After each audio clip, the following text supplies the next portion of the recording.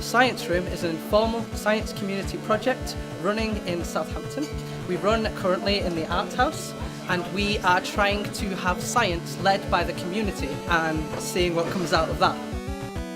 Our events operate on people's questions. Helen, a member of our community, asked the question, is nuclear power dangerous?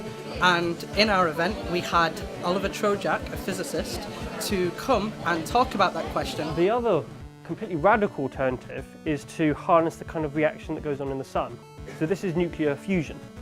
So in the sun it takes two hydrogen atoms, and because it's such a big object in the middle where all the stuff's being pulled in by gravity, they can literally just smush together. From my perspective, it gets you to actually think about what you're doing, but in a less technical way. Usually we explain to other people who do science or physics so they understand the language. So there's always this sort of language barrier that we're trying to learn to overcome, and this sort of helps us with that. It's great practice to try and communicate complex scientific ideas to an audience which either isn't from your field or is a non-scientist. But it also allows the scientists to have a sense of fulfillment in that they can then communicate what their research is or certain elements of science that they're really interested in to members of the public. And the public doesn't really get enough of a way to interact with science as it happens, and I think this kind of environment facilitates that. I think it brings ideas together in an informal setting. It's interesting to meet new people who take the same out of this sort of event as you do.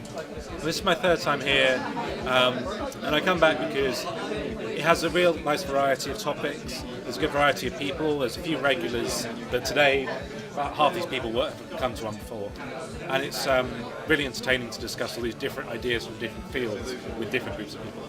To this end, we've actually going to unveil the Science Room, which will be an international online content resource that will be on the internet for everyone to ask questions and receive content from our team. Every single science question you ask will be answered by our team.